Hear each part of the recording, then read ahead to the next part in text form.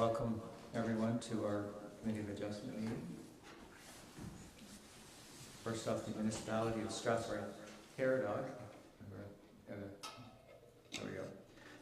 The municipality of Strathroy-Caradoc acknowledges that it is located on Treaty 21 territory. We are thankful to the generations of people who have taken care of this land, including the Chippewa of the Thames First Nation, the Munsee Delaware First Nation, and the Oneida Nation of the Thames. So our roll call tonight from Eva.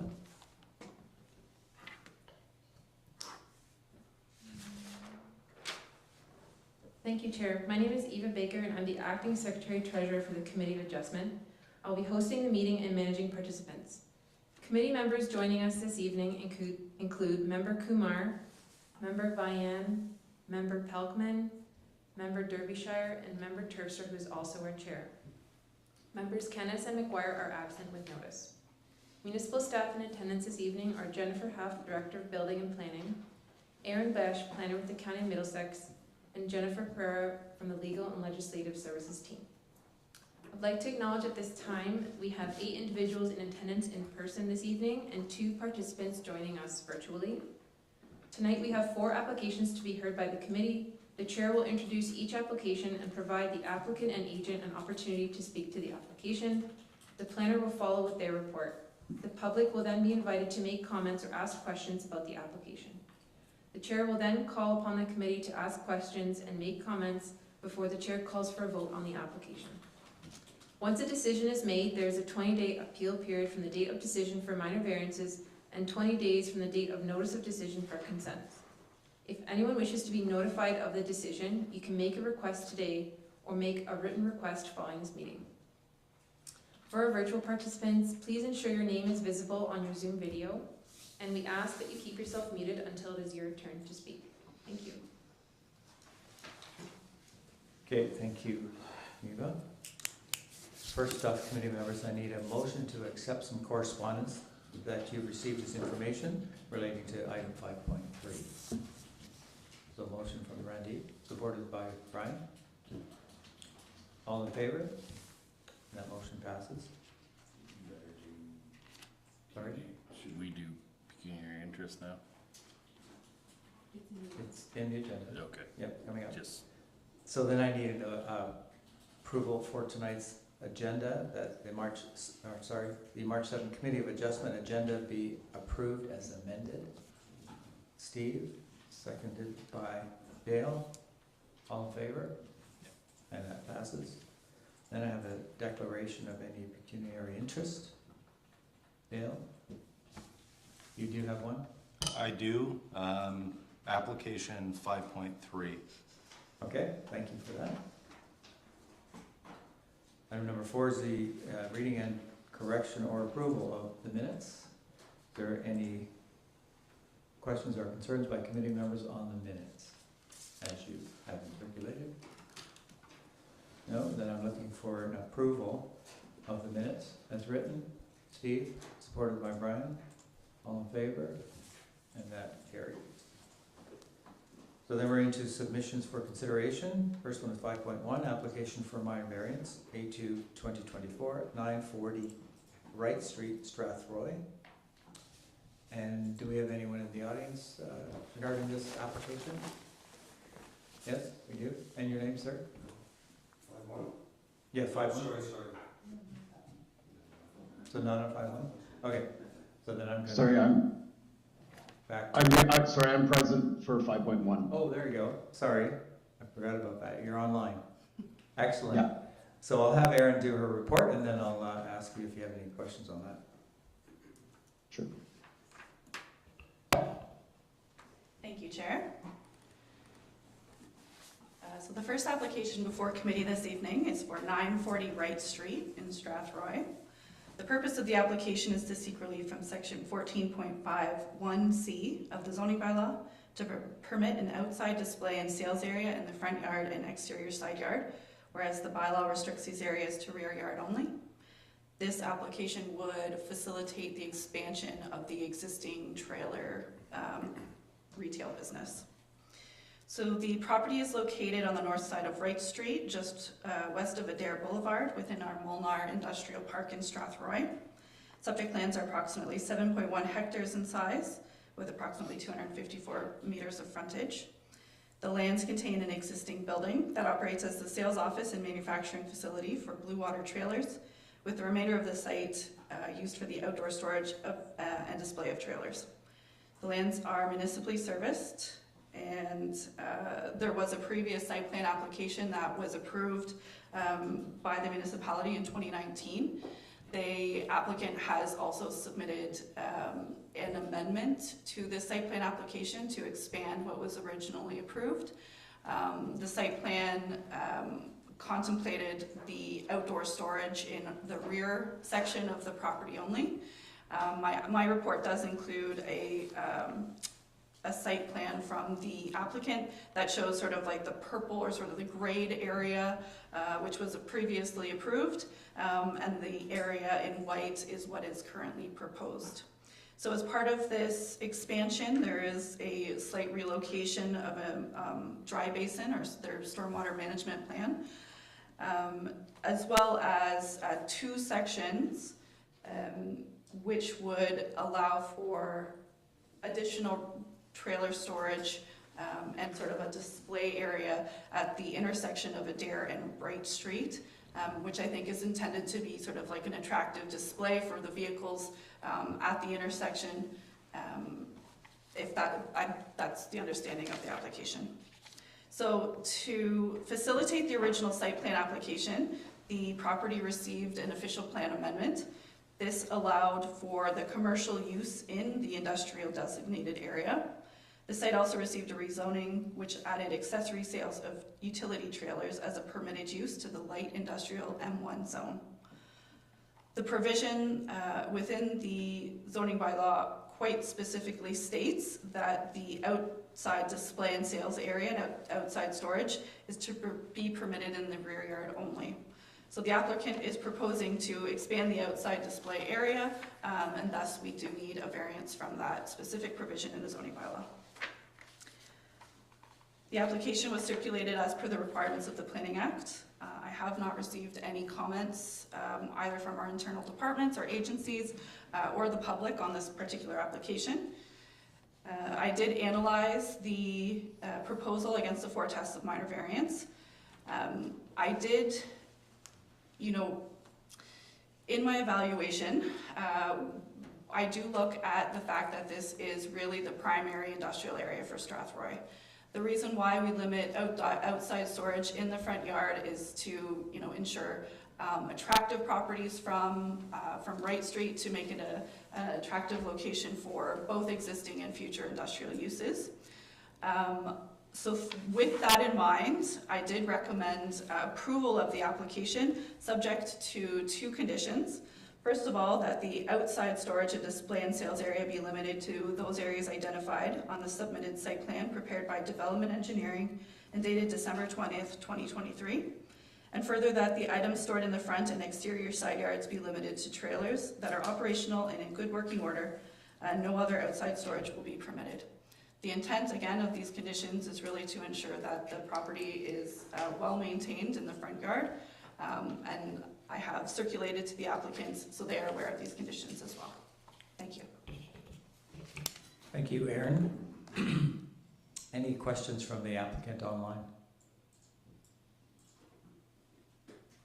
No questions. We have reviewed the 2 conditions that Erin had included in her report. There's no questions. Like Erin mentioned, Blue Water Trailers has grown. The business has grown and is successful. So they're looking to expand their yard. The 2 areas shown on screen there for the outside display are kind of showcase areas that will front onto Wright Street and give some visibility to away from the 402 and for any vehicles passing up Adair Boulevard or Wright Street. Good, thank you. Any questions, concerns from committee members? Steve? Just one for my own understanding, so that does not limit them from storing trailers. Where they currently store them now? Okay, perfect. Right, good. Any other questions from the committee? Okay. And I'm looking for a motion for approval from Steve, supported by Dale. All in favor? And that passes. Thank you. From today, the 20-day appeal period will begin. During this time, either the applicant or prescribed public body can appeal the decision made by the committee by making an application to the Ontario Land Tribunal. If no appeal has been made following the 20 days, the minor variance declaration will be issued. Great, thank you. Moving on then to 5.2, it's an application for consent and minor variance. 22,566 Adelaide Road, County Road 81 in Mount Bridges. The owner is Manuel Mello, and I understand we have Al and Marlene Mello here, yes? As well as Humberto Mello? Yes. Yes, good, welcome. Aaron, if I can have you do your report. Thank you very much, Chair. I'm going to share my screen again.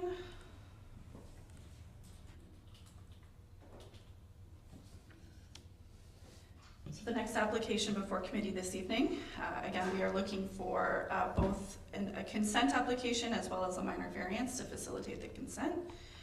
So the purpose of the consent is to sever a new residential lot within the settlement area of Mount Bridges for the purpose of constructing a new single detached dwelling. And to facilitate this, the minor variance has been submitted as well. It seeks relief from section 5.32 of our zoning bylaw to permit proposed lot frontages of 13 meters and 14.9 meters, whereas 15 meters is required in the low density residential R1 zone. So the subject property is located on the east side of Adelaide Road, again, County Road 81. It's between Yonge Street and Regent Street in the settlement of Mount Bridges. Subject lands are approximately 1,400 square meters with 27.9 meters of frontage along Adelaide. The lands contain an existing single detached dwelling, a shed, and a detached garage. The property is connected to both municipal water and sanitary services and has an existing access off of Adelaide. So the applicant is proposing to sever a portion of the land to create one additional building lot. In support of the applicant has actually provided a draft survey plan which depicts the proposed severed and retained lots. It is attached to my report. The lot frontages that are proposed are deficient under our R1 zone.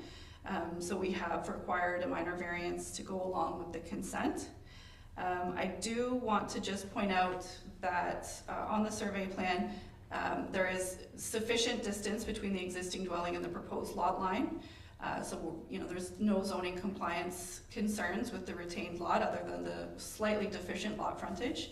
But there is a sort of brick patio area with a cover that does cross the proposed property line.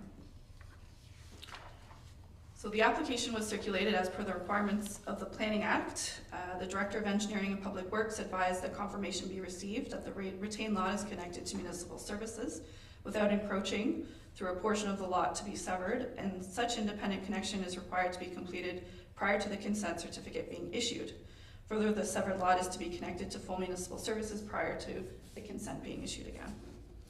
The Director of Building and Planning advised that the Strathroy-Caradoc strategic plan as a key strategy to address housing affordability, the support of the provision of infill and attainable housing options. So staff have identified a shortage of land in the municipality for residential development over both the short and long term. And these infill lots do offer additional opportunities for development that wouldn't constitute large, development on the outskirts of settlement areas. As a condition of consent, the lands to be severed will require cash in lieu parkland dedication of $1,000. The county engineer advised that the owner will be required to dedicate lands up to 15 meters from the center line of construction of Adelaide Road across the severed and retained parcels to be given to the County of Middlesex for road widening purposes. The survey plan that the applicant submitted already contemplates this road widening and has been identified as a separate part on the survey. The Middlesex County Safety and Standards Officers requires the severed parcel be assigned an emergency 911 address, and that it be to the satisfaction of the municipality in consolidation with the County of Middlesex. Consultation with the County of Middlesex, rather. And I have not received any public comments on the application at this time. So in terms of the consent analysis, I am satisfied that all of the policy documents that we fall under this plan is consistent with those.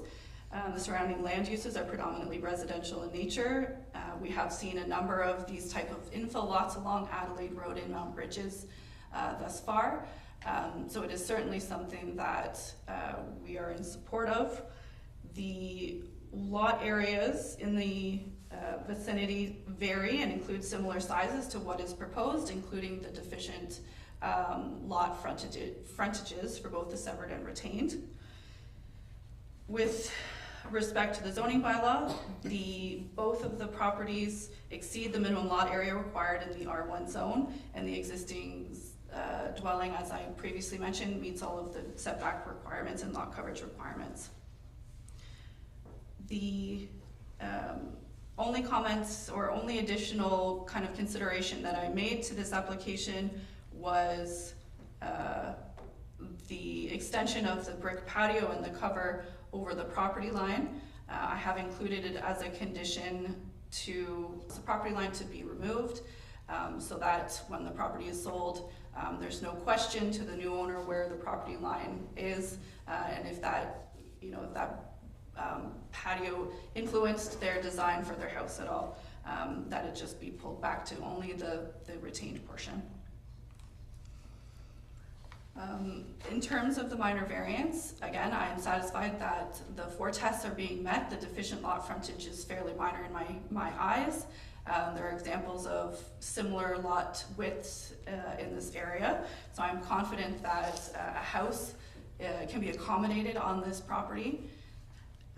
So my recommendation this evening is approval, subject to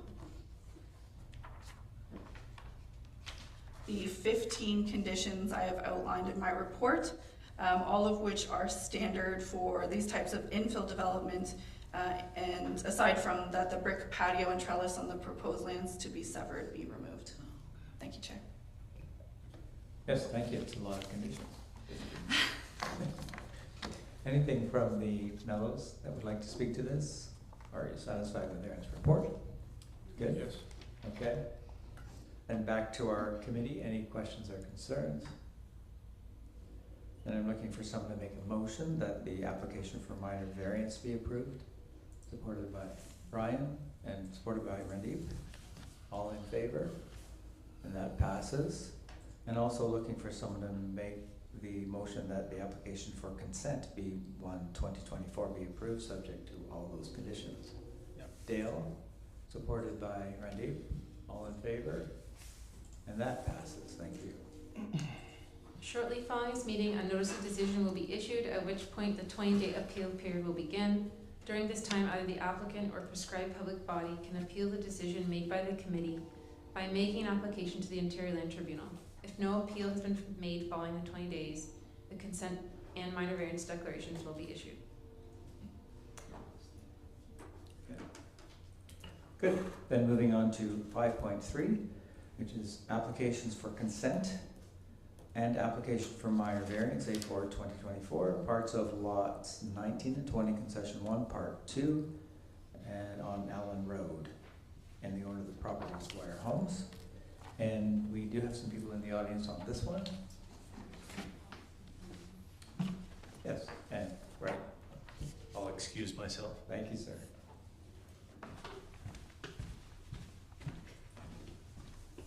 And in the audience, I believe we have Michelle Dwyer.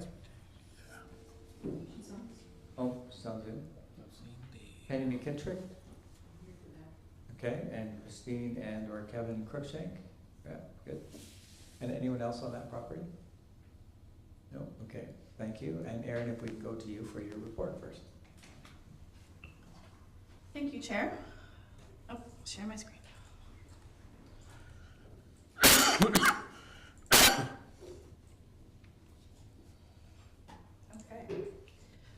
next group of applications before committee this evening, B14 to B16 and A4 2024. The purpose of the consent application is to create 3 additional building lots from a larger rural residential property along Allen Road for the purpose of residential development. My report contains a chart with the lot areas and lot frontages proposed for each of the particular lots. They range from the smallest being lot 4, which is approximately 1.6 acres in size, to lot 1, which is the largest, and it is 2.26. Nope, that's not the largest, sorry. Lot 2 is actually the largest at 2.35 acres in size. And then they all have various lot frontages as well. So I do note that although the lots do appear quite large, they do not conform to the lot frontage and lot area requirements under the R5 rural residential zone. So the applicant has also submitted an application for minor variance to seek relief from sections 9.31 and 9.32 to permit the lot areas and frontages that I have provided in my chart in my report. Whereas the R5 zone requires a minimum lot area of 1 hectare or 2.47 acres and a minimum lot frontage of 50 meters or 164 feet. So the subject property is located on the south side of Allen Road, east of Mill Road, just outside of Mount Bridges. Lands are approximately 3.4 hectares in size, approximately 153 meters of frontage along Allen Road. The property is largely vacant except for 2 existing barns, which are conditioned to be removed.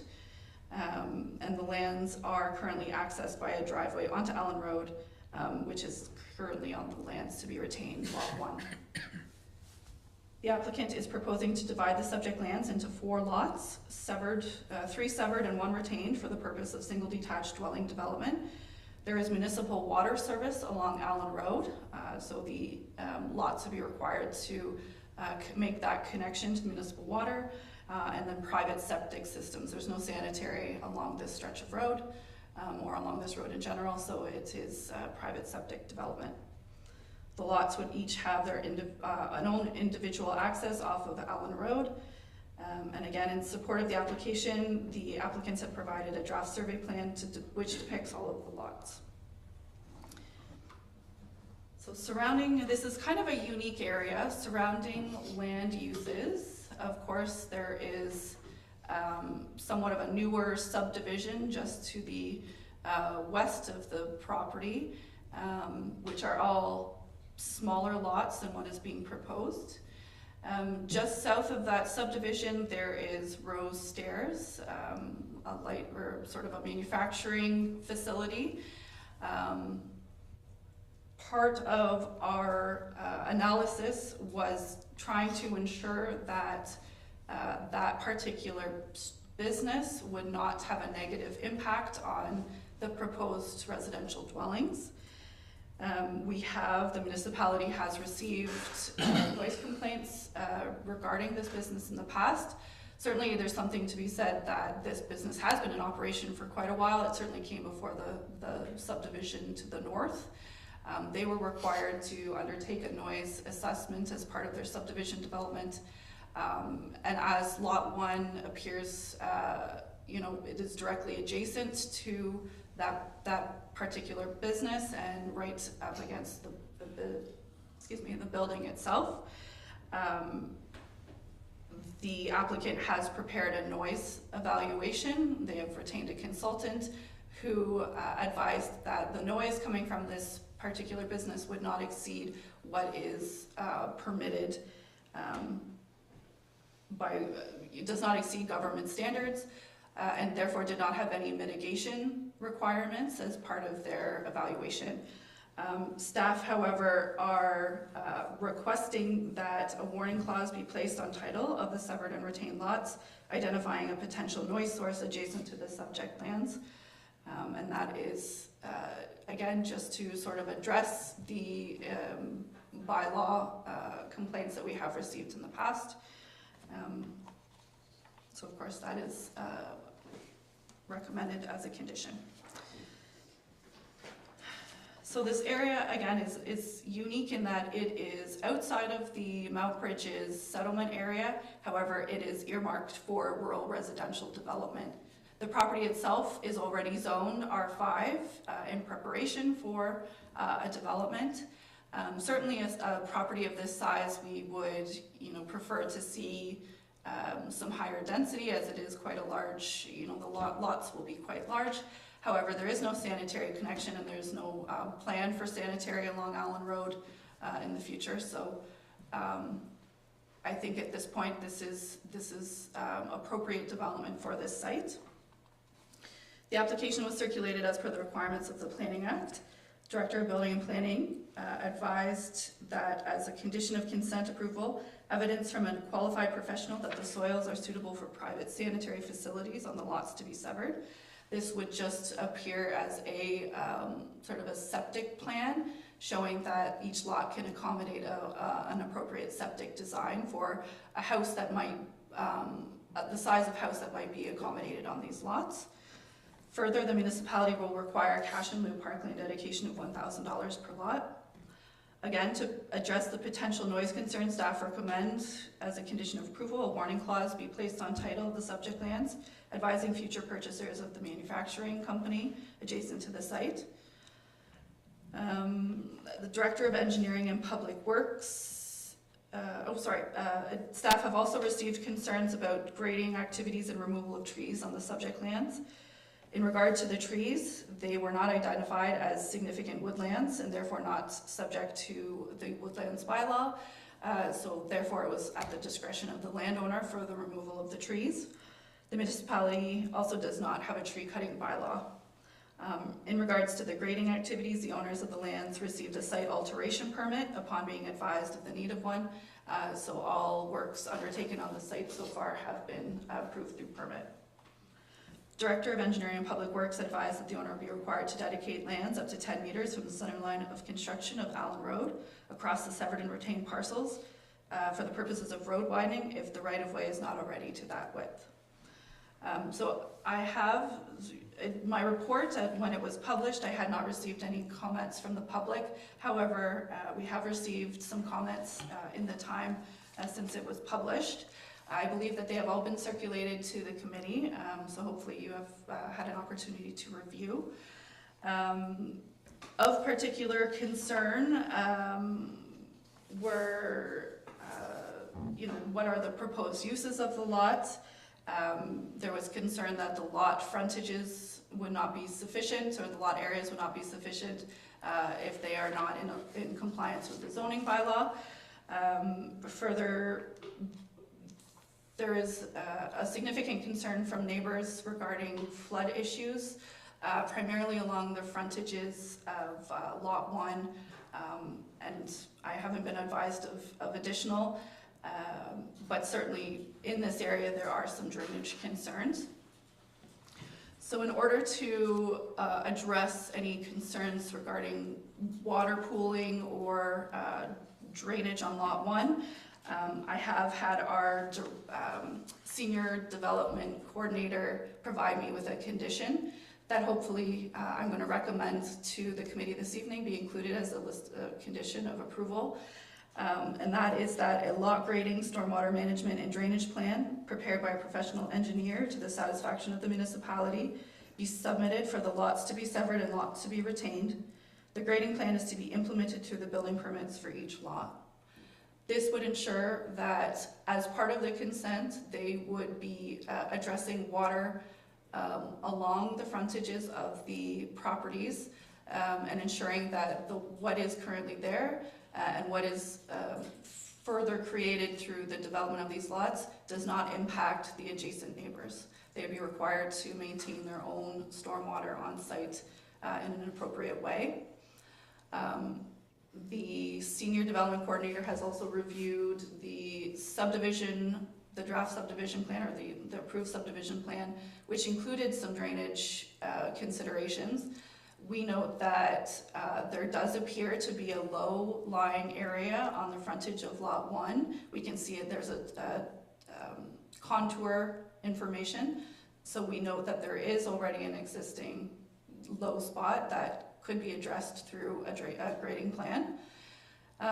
Additionally, there is a catch basin in front of 22333, which is intended to work alongside with the subdivision and flow water north underneath the road. It is not a municipal drain, it is private infrastructure. However, it is quite clogged at this time. The applicant has indicated that they would be willing to flush this drain. Of course, they would need approval from likely our drainage superintendent to do that, but that is also an option as well, and that could be incorporated into the grading and stormwater management plan provided by the applicant. Additional concerns from applicants, of course, the tree cutting. Unfortunately, that is sort of outside of our hands because it's not subject to our woodlands bylaw, so it was at the discretion of the landowner to remove those trees. There's also concern for Sand Point. At 22303, they have a Sand Point well. So I do have some statement to that. In terms of water quality, the new septic systems will be required to meet the setback distances to wells provided in the Ontario Building Code, and that includes any wells on adjacent properties. So part of the septic design will be a review of any wells in the area and ensuring that there's appropriate setbacks. I also, of course, note that there is a water connection along Allen Road. If water contamination is a significant concern, the landowner may contemplate a connection in the future. They also, the applicant at 22303 advised that they are requesting an 8-foot tall solid wood fence on both sides and rear of our property at the developer's expense.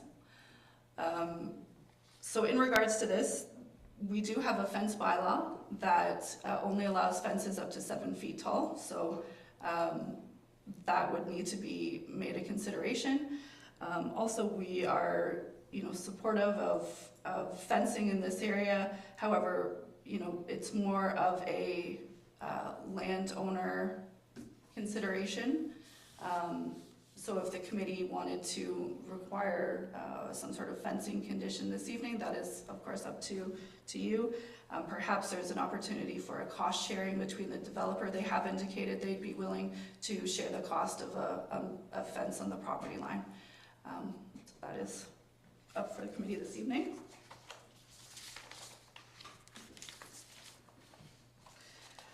In terms of the minor variance, I am satisfied that the deficient lot frontages and lot areas still maintain quite large enough areas to accommodate a dwelling and a sanitary septic system. The lot area and lot frontage is really intended to ensure that the lots are of sufficient size to accommodate private servicing and a dwelling. In this situation, we do not have a well, so there's no additional setback requirement for that. So I'm satisfied that the 4 tests of minor variance have been met. So my recommendation this evening is approval for the consent applications, subject to the, 16 conditions for the first B14 2023. For B15, there would be 15 conditions, and for B16, it would be 15 conditions as well. So that is what is included in my report, in addition to the drainage comment that I provided earlier. Thank you. Thank you, Erin. Now members from our gallery have the opportunity to speak to any one of these issues. Is there anyone that would like to speak to that? As with the drainage, we've lived there for almost Can I get you to state your name first? Oh, sorry, Christine Cruikshank. Yeah. I live at 22303. We've lived there for almost 30 years. When the 6 lots, not subdivision, but the 6 lots to the left of our property on the screen went in, we had no water issues before then. When they built those houses, they raised the grade quite substantially. The low area of the field used to be right to the left of lot 1. That was always a low swampy area. So when they created, in our feelings, when they built those houses, they brought all the fill in. They then recreated a low area on lot 1, which also gave us water in our basement. We never had water in our basement up until then. We've sent pictures in of the water in that area. It's a concern with us too that when they develop these lots, they're going to raise the ground again, and it's going to leave us in a hole. And there is really no drainage. They talk about engineering draining down the road. It's really nothing. They put culverts under the driveways. That was it. It's not really a drainage area. It's not up to standard. As far as I'm concerned, it's too much water flowing down that road already into that drain. It can't handle it. So that's our concerns. And as far as the fence, we bought out in the country because we wanted to live in the country. I believe everybody, we need growth, but this is rural residential. You need room to breathe, you need privacy. Having these houses around us, we just don't like it, period. I know that's not a good reason. It's just we're losing our privacy. 30 years of no building, and now we have neighbors. Some people, they move there because they want that. We move there because we want that, and we feel that's getting taken away from us. And things, rural housing's not, some people, they're not looking at that. They're looking at making more houses instead of keeping the people who've been supporting the county for 30 years. So those are some of our concerns. Yeah, thank you for sharing. Yes? Kevin Cruikshank. Yes, Kevin. Another concern I put on my email was all that property's all got tile drains throughout the whole field. It goes across another drain. It plugged up last year and it was a complete flood on both sides. They did fix that, but I'm concerned what's going to happen when they start doing foundations. All that drainage is obviously going to be ripped up again. Okay. Which just causes more water. Okay, I hear your concerns on that. Part of the conditions is that drainage is going to be done, Aaron, through Aaron's report there. Right, that's part of the condition of this, that it is going to be built properly and done properly. And also we feel that, asking for a minor variance, but a 60 foot, we don't consider that minor variance, especially on lot 1. Yeah, Okay. one lot's 104 feet or 106 feet, and 164 foot's minimum. Yep. 60 feet seems quite a lot. I think Erin addressed that also in her report today, the size of the lot versus the frontage specifically of the lots as well. Yeah. Any other questions, concerns from the audience? There's one in the back there. Yes, mine is grading as well. State your name, sorry, Oh, I'm please. sorry, Penny McKittrick. Okay. My property, the new lot's back onto my property. Okay. When we bought the house, the son-in-law we bought it from advised us that the year they built it, the basement had flooded because they neglected to put the tile and the pipes in and so on. So it was installed on the property, and then he said that they had to install it behind in the farm field that is now the potential lots. I've been watching, everything is dug up. All I see is ripped up O-pipe tile. For the first time since we have lived there for 24 years, the early morning of Wednesday, February 28th, when we had the heavy rain, we had standing water along our entire cedar line, the back of the property. When you look at the grading right now, the grading that they have in place at this time is close to a meter above my property. So my only concern is the grading. My two closest neighbors, Rose Stairs and GHN, they're absolutely wonderful. Anytime there have been issues, we've dealt with them together, and I just don't want to see any flooding. That's my issue. Okay, thank you for that. So now I'm going to go to comments from our committee members. Is there any comment? Start. Yes, Steve. Sure, thank you. I guess I have two questions. So in the event of the grading plan, could that include berms to ensure that any water be directed towards the center of those 4 lots as opposed to 22,303, 22,273, and 20,014? Because a berm will ensure that water doesn't cross property lines. It'll stay within.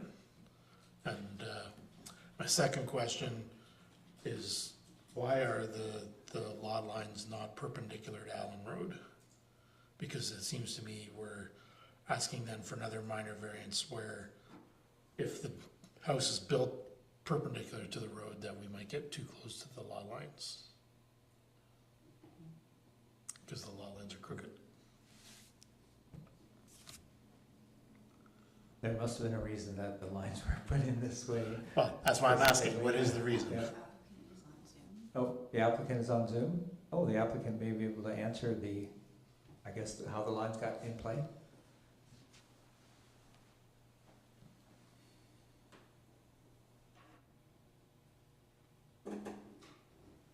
Is Michelle still online?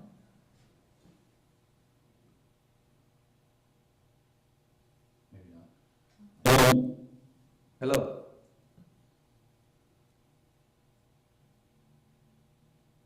Michelle, are you still online?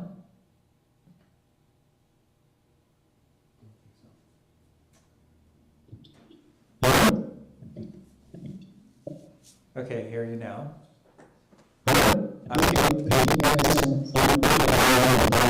Speaking, sorry. Michelle,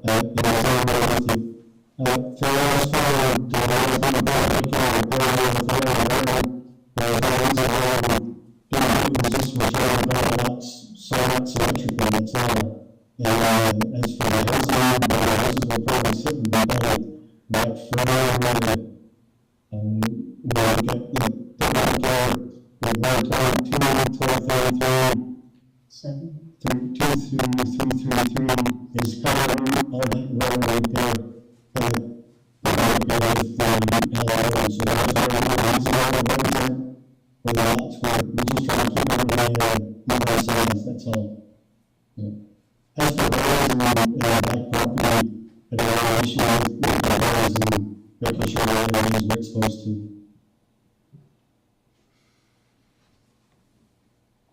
So, That answers your question. and you're well aware of all the drainage issues that are going to be in these lots, and of course, you'll be able to retain the water on the lots? Yes, I talked to you and addressed a few things as well. Yes, 100%. We're just if we pass this measure, what's going on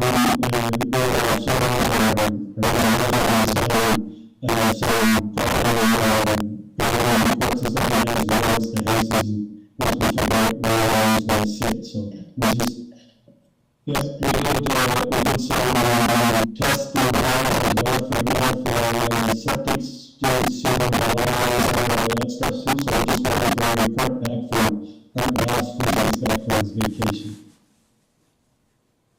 Okay, thank you for that. Hopefully that was clear enough to understand the concerns there. Any other comments from our committee members? Yes, Randy? I have a question about the lot frontage size and the lot area. For the future applications, if there is going to be any, or for this application as well, what would be the minimum or a minor variance would be considered as? What's that number?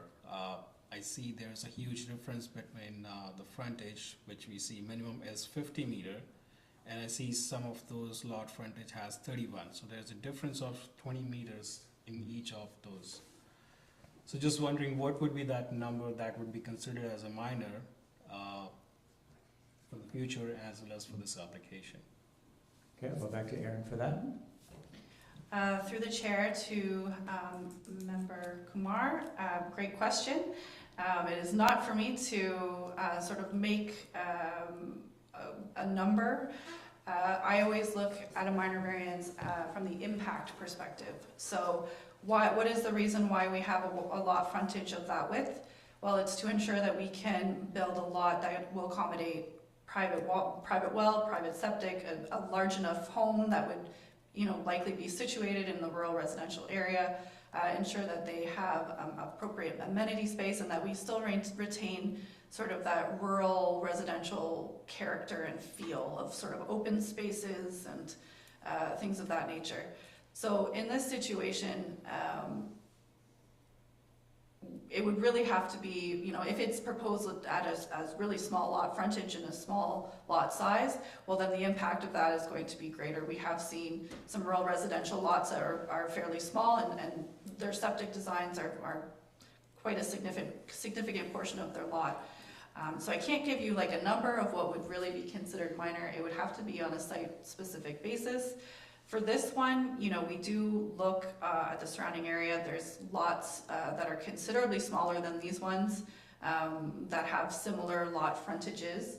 So I think it's sort of been well established in this area that the lot frontages are appropriate. But certainly, I hope this answers your question. I can't give you an actual number. It's more about impact.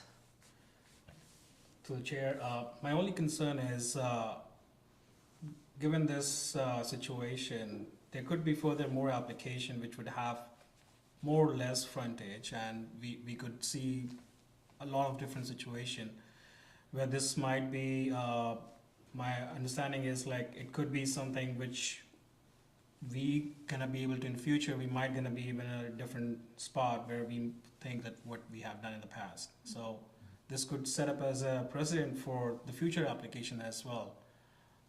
So just wondering, like, if we do not have any decision, like what should be the minimum frontage would be, I think we should have to have a little bit of reconsideration on that before we go further on this. Okay, I'm going to go to Brian. Comment. Thank you. Through you, I guess it's kind of a question and maybe some comments. What I'm wondering is, could we not have, along with the grading, could you not have someone like Spreets come in and put together a drainage kind of diagram or report so that we have it kind of professionally engineered as to where the water and how to get rid of said water and make sure that any water coming off, and kind of the overland flow and this and that it's headed in the right direction and kind of get a design by somebody other than just the developer who says, I think it should go this way. Maybe that's already happening. I'm kind of thinking more like when we talk about stormwater, which is essentially what we're going to deal with here, only we're going to deal with it out in a residential area where farm drainage is all I can think of, and that might be kind of the best solution is to require the applicant to have Spreets or someone like that come in and actually put together a professional design for the flow of water. That was my one kind of question, comment, and if that is acceptable, I would probably put that in as a thing. And my other comment is about the fence. I know it's not normally done, but I do believe it should be done in the way that I can't see anyone building a house beside 22302. I believe they're gonna be in their backyard, which I don't think anybody's prepared.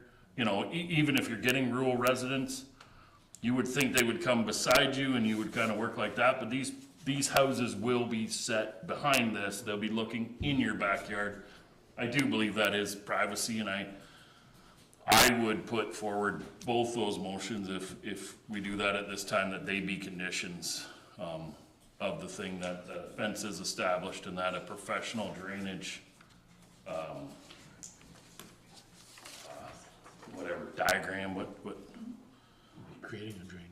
A drainage assessment, request for a drainage assessment. yeah, and that it be done and done so that we're not, whatever that looks like or sounds like, I'm not too sure, but I know what I want. I think you know what I want.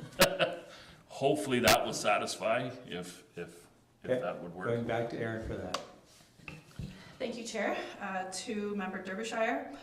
So the way that I have the condition worded that I spoke to earlier, it says a lot grading, stormwater management and drainage plan prepared by a professional engineer to the satisfaction of the municipality be submitted for all of the lots. And the grading plan is to be implemented through the building permits for each lot. So this was certainly not a request, for Dwyer Homes to prepare a grading plan. This is either having Art Boss, who's a qualified engineer, who does a lot of grading and drainage plans, or having Spriet or MTE or someone else having a qualified engineer do the plan. So it does say grading and drainage? It says lot grading, stormwater management, and drainage plan. Okay. I guess that's perfect, as long as that satisfies me there. I hope that kind of works for everybody. It does. And the fence. So the fence, then I guess, do I have to motion to put that in? Is that? Or I ask for? I believe so. It's not included in my list of conditions. I would just add the caveat that, sort of flesh out whether, is it just a standard condition of that a fence be erected and the details of that is sort of determined by the landowners, or, at whose cost, sort of that sort of direction. Okay, so then I would put forward a motion to put in a fence that meets our fence bylaw standards for a residential fence constructed of wood by the applicant. So you're wanting to add that as a condition? I would correct? like to add that as a condition and, well, vote on that as a condition. If the committee approves it. Any other comments from our, yes, in the back? Sorry, one item I forgot to mention, all those lovely dark green things at the bottom of your screen are my mature trees. So it's really important that they keep the trees in mind when it comes to grading and everything else. That's the only thing that affords me my privacy. And they're still there, correct? So far, There were other trees removed, but not yours, right? Good, they're on my property, so I don't think that they can remove them. good. Yes, Steve? I would just certainly hope, given the size that these are massive lots, that any grading plan could be set back a bit to ensure the survival of the trees. Yep. Any other comments on this one? We've had lots of Like a comments. comment? Yes, sir. It's not speaking. I just want the fence, there is a fence already at the back of the, where is that property? It's between lot 1 and 2. From 1 to 303, there's already a fence erected at the back of that yard. So, all the fences, when we talked about the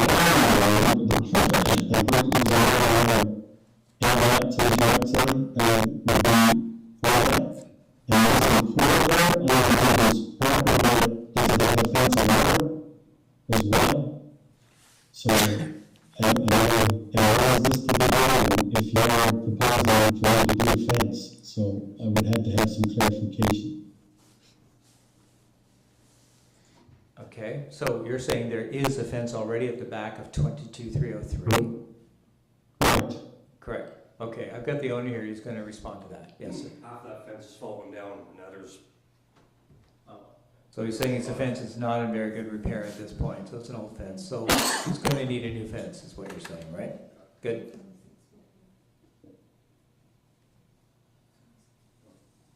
So Aaron, has that been added as a condition now on this one? Through the chair, I think a motion would likely be required to add that as a condition. Or when you say, with the recommended 16 conditions in addition to this other condition as well. Okay. Good. So, any other comments from our committee members? We need a Yeah. If not, then I am looking for someone to make a motion for the application of minor variance to be approved, subject to the 16 conditions, is there 16? Plus the confirmation that a fence will be built at the back of the property. And the drainage is included already. No, that was an addition. Is the drainage additional as well? Yes. And for the drainage, how are we terming that one? The drainage report or drainage? Says it's in the. As it was worded. Yes.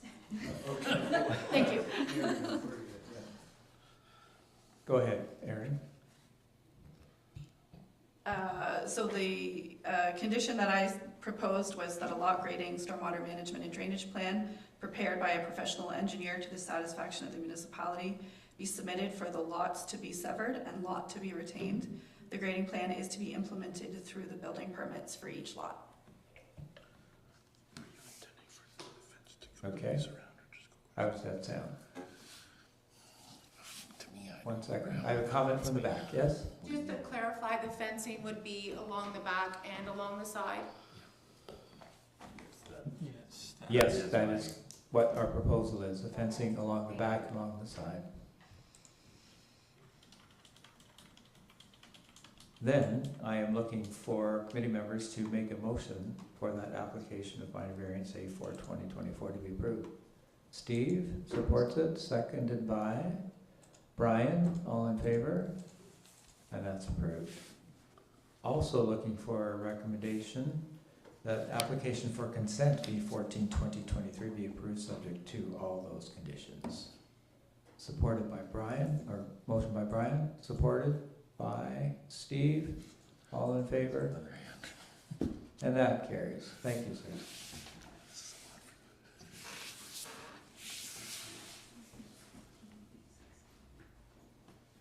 Oh, there, yeah. Moving right on to that one, right? So then, I'm also looking for a committee member to make a motion for that the application for consent B15-23 be approved, subject to all those conditions. From Steve, supported by Brian, all in favor? And that carries.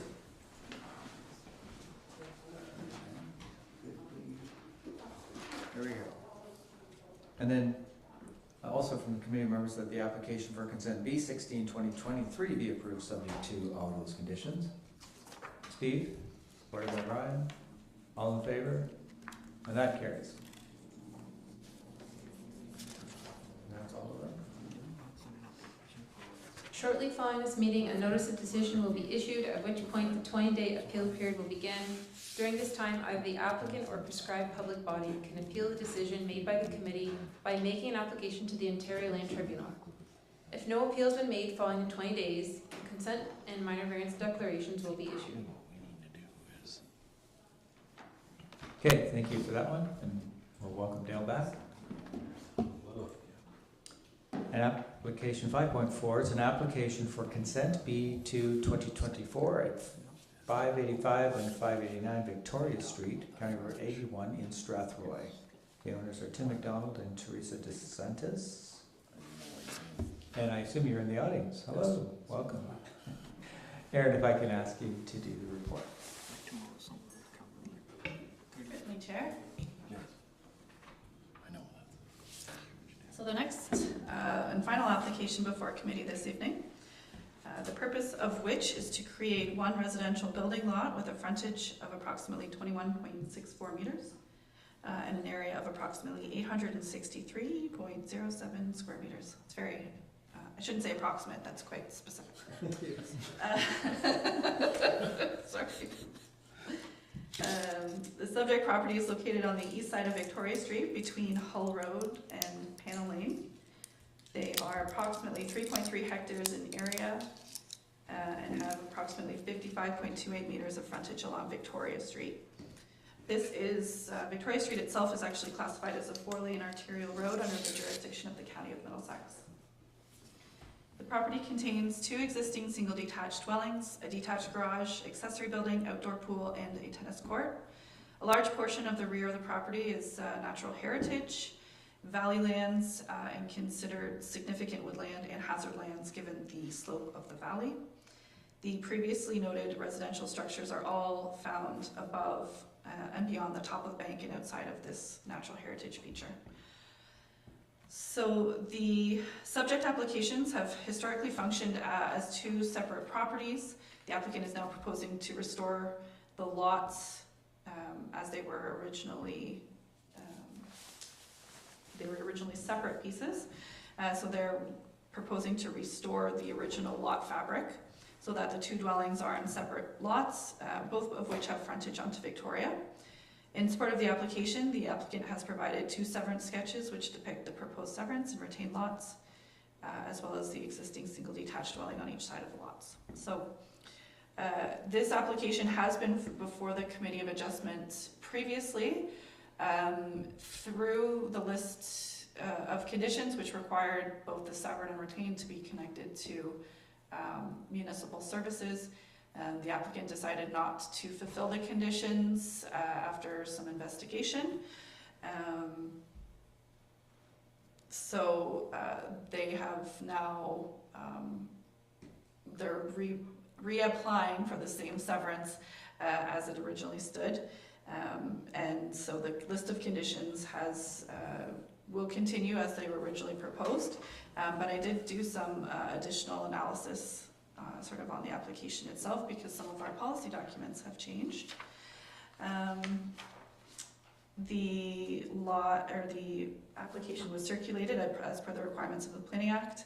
County engineer advised the owner will be required to dedicate lands up to 15 meters from the center line of County Road 44 across both the severed and retained for the purposes of road widening, if not already to that width.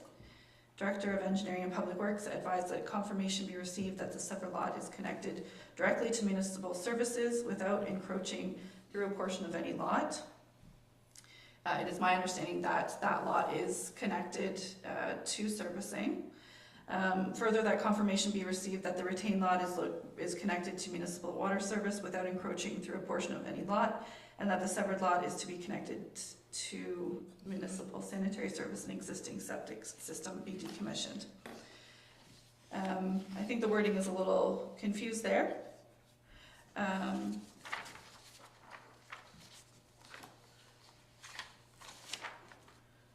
Sorry, I'm all like discombobulated after the previous application. Okay, so the lot to be severed is currently connected to full municipal services, and the lot to be retained is connected to municipal water, but is currently connected to a private septic system. There we go. So the conditions reflect what typically follows an infill development, in that both need to be connected to both water and sanitary, and with the addition of, in this case, there is a connected septic system, so that is to be decommissioned and disconnected from the house. The Director of Building and Planning has advised of the condition that the cash in lieu of parkland dedication of $1,000 be provided. St. Clair Region Conservation Authority advised that the proposed severance is outside of the regulated area, so they do not have any concerns, and I have not received any comments or concerns from the public at this time. So it is my opinion that this creation of an existing lot or a previous lot is appropriate. The lot area and configuration meets all of the, fits in well with the community and meets all of the provisions of the zoning bylaw.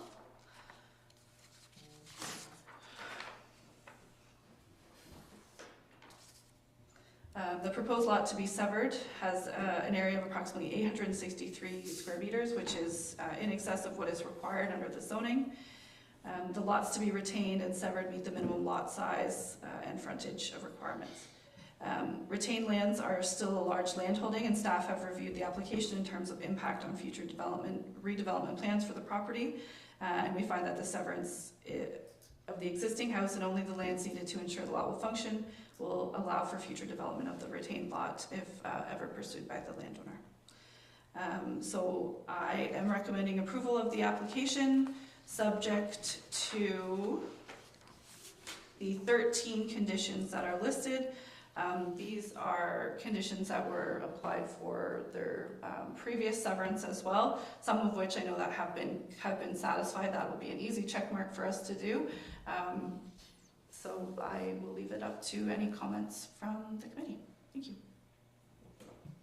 Thank you. And Jen's got her hand up. Sorry, through the chair to the committee, I just noticed that there is an error in the report in terms of my comments. Cash in lieu of parkland dedication is not required in this case because both homes are existing. The conditions appropriately reflect that. It's not listed in the conditions. So I just wanted to clarify that. Okay, thank you. Any comments from the homeowners? Tim or Teresa? Yes, yes. Well, I'll be very brief. I know we're the last item here. I'm in a few words anyway, so. Thanks, Aaron, and committee members. Thanks for giving us time to talk. I wanted to give you some context of how it happened.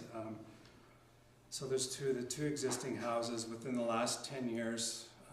One of the husband and wife died, and then the two properties were adjacent to each other, and they got merged to the same title, which I understand is automatic, but as of last year isn't automatic anymore. So we bought the house about 4 years ago, thinking we just make it the way it was, and went through this process, but it was sort of at the height of COVID, and I was the guy on the phone that I couldn't hear anything, and it went right over my head, all the stuff about connecting to both places the sewer. So we got all of our conditions satisfied. We were able to bring water up and hook our place to water, which we wanted anyway. And then when I phoned John's word about connecting to the sewer, we found out when they did the sewer on the road, there's no stub on our side of the road, our side of Highway 81. So in order for us to connect, it means that we would have to dig into Highway 81. As is mentioned in the report, it's a major artery into town that we all know. I don't know how long it would take digging into the middle of the road to hook ourselves up, but I assume a few days. I also heard someone said that it's an emergency route, so there'd have to be apparently detouring traffic and things around. And also digging into the road, I understand that it limits the life of the road. It significantly cuts the road life. And then, of course, there's a big cost. I can't even imagine the cost to us to do that. So, and in light of the fact that our existing house, we have a well-maintained septic system, the lot size is big enough to handle our little bit of effluent. And I suggest that down the road would make more sense if they are widening the road, which is mentioned in the report, and we did the land dedication, all that stuff. That would be the time to connect to the sewer for us. So I respectfully request that items 7 and 8 be removed. Okay, thank you for your comments. Committee member comments. Steve. Yes, thank you. Through the chair to I guess the staff, I think this is a situation where common sense might need to dictate over our policies. You've got two houses that have been in existence for well over 50 years. Nothing is changing, so I don't see the need to dig up the road and limit the lifespan of the road. I think that, as Tim said, the condition put in that should the road be ripped up or that they want to develop the open portion in front of the house, at which point they would need to connect anyways. That would be an appropriate time for them to connect, but nothing is changing. And like Tim said, there's plenty of property there to handle the effluent. I mean, most of us politicians who probably have more effluent live on smaller pieces of properties. But yeah, I really don't, I would hate to dig into the road. That portion of road was I'm gonna say 20 years ago it was replaced when the Superstore was built and the pipe put down Adelaide Road or Center Road. north of that. So we're probably approaching halfway of its lifespan, so to cut into the road at a super high concentrated portion where people are slowing down and speeding up, would mean that we're probably digging that road up a lot sooner than we would need to. So I guess I would ask first of the staff if the county can support that, especially since it's their road. But I am certainly prepared to make that motion that they not be required to remove their septic system until such a point that the road is either under construction or that the open lands to the north of 585 Victoria are planned to be developed. Thank you for that. So through the chair, before we turn it over to Aaron, I would just, and obviously I can't speak for the county, but what I would suggest is there could be a consideration that perhaps an agreement be registered on title that just advises that the property is currently privately serviced, and if and when Victoria Street is reconstructed or development is proposed on the site, that would be the time that servicing would be required for sanitary. That would, Yeah. I think that would suit. Yeah, suit everybody. Yeah. Aaron, any comments to that? No. Thank you. Any other comments from committee members? None? So if I have this right, we're adding that distinction, correct? And do you want to give us a wording of what you're adding? And we'd be removing something. And are we removing 7 and 8 as requested? Replacing them. Do you want me to look up some wording from? I think we can, we have a fairly standard clause that requires the registration on title of a servicing agreement related to the severance in regards to future connection of sanitary service. And then we'll flush that out in the details of the agreement itself. You'll flush it out, really. Pun intended. Is that suitable to the applicant, that the exact wording isn't? Flushing it out sounds like a great suggestion. Okay, so with all of that said, then I'm looking for a committee member to make a motion to approve that. By Steve, supported by Dale, all in favor, and that passes. Thank you. Shortly following this meeting, a notice of decision will be issued, at which point 20-day appeal period will begin. During this time, either the applicant or prescribed public body can appeal the decision made by the committee by making an application to the Ontario Land Tribunal. If no appeal has been made following the 20 days, the consent declaration will be issued. Okay, thank you, Viva. Item number 6, any inquiries by members? No, seeing none. Scheduled meetings you see there for April 4th, May 2nd, also at 5:30. And then I'm looking for an adjournment. I need a motion that we're adjourned from Steve, supported by Dale, and we're adjourned at 6:43. Thank you. I'm just curious, is